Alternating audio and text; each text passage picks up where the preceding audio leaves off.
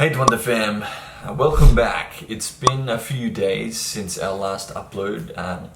Ngayon naman, i-share ko po sa inyo kung anong nangyayari these past few days. So, medyo nakakalungkot sobrang nakakalungkot yung 2020 na to.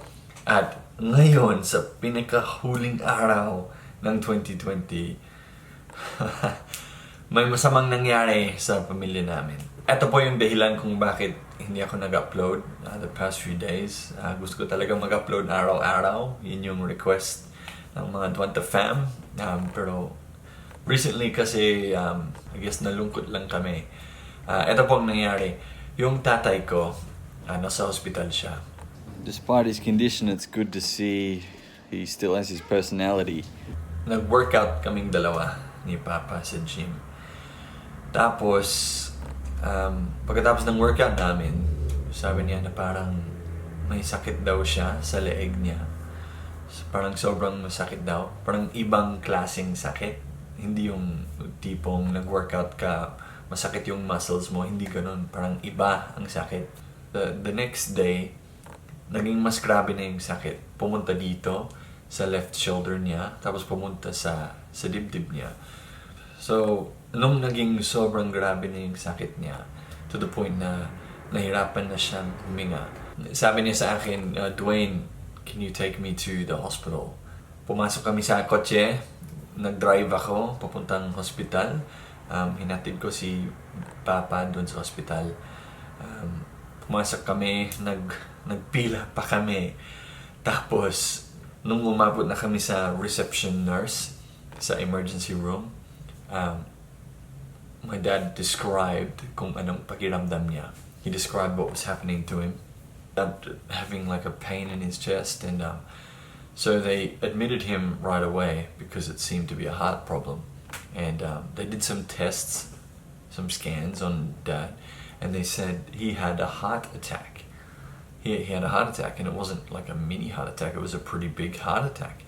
And the doctors couldn't believe that Dad actually was walking around and lined up to go speak to the emergency room nurse. The doctors said, kadalasan, tinatawagan ng mga tao ang ambulance, ganon, kapag may heart attack. Pero hindi namin alam, syempre, nung umalis kami sa bahay na heart attack pala siya. They wanted to put a stent in his heart, but he has an enlarged aorta, so a stent just won't work. So ito po ang problema. Meron siyang dalawang blockages sa heart niya. Isa sa left side, isa sa right side. So, medyo serious siya. Sabi ng doctor na may bahagi ng puso niya na namatay na. Namatay na ang part of his heart. So, seryoso po siya. So, kabado kaming lahat ng mga kapatid ko. Sana maging okay yung surgery niya. Grabe talaga ang 2020, no? It's just been the worst year ever. And this is just like the cherry on top. Right at the end of the year, this happens. It's crazy.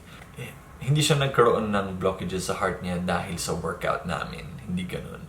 The blockages were already there. I guess working out just, pumped more blood through those veins and sped up the process of the inevitable heart attack that he would have.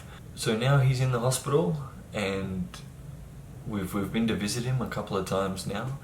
Today's the third day he will have been in hospital. Nakakalungkot eh. Sobrang nakakalungkot. Because our dad is our hero. He's helped a lot of people. He's very generous. He's very friendly. He loves his kids. He loves all of us. He's a good man. He's just a good man. He's done some great things in his life. He's taught me a lot. He's taught all of my brothers and sisters a lot. So he's always been there for us. So we're sad that he's going through this. Pero sana maging ayos yung surgery niya if ever kailangan niya ng open heart surgery. Parang sakit sa dibdib, no? Sakit sa dibdib. kung may family member ka na, close sa'yo, tapos nagkasakit ng ganun. Basta pagdating sa heart, delikado, no? So, yun, medyo kinakabahan kaming lahat. Buti na lang umuwi kami ngayon. Buti na lang dumating kami dito ngayon. Kasi grabe kung nasa Manila pa kami, nasa lockdown pa kami, habang may heart attack si Dad. Grabe. Yeah, that would be sobrang nakakalungkot. Nagpapasalamat kami sa Diyos na nakarating kami dito sa Australia sa tamang panahon.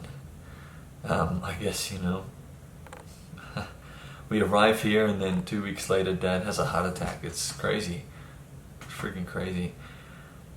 Hindi ko alam kung anong dapat kong sabihin. Sinasabi ko lang po na ito po yung kalagayan namin ngayon. Ito po yung dahilan kung bakit wala kaming upload. So I guess the only thing I want to ask from all of you watching this video is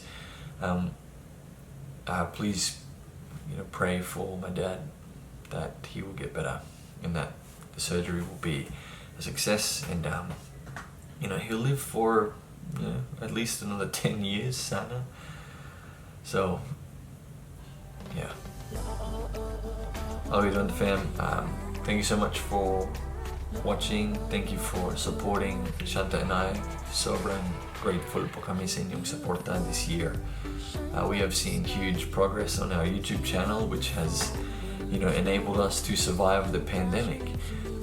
Na-cancel po lahat ng hosting gigs ko, lahat canceled or moved to another year. So bumaba yung income namin, pero biglang pumatok yung YouTube namin dahil sa inyo. So maraming salamat sa mga subscribers namin, sa mga Certified Dwantro Fam, Golden Dwantro Fam.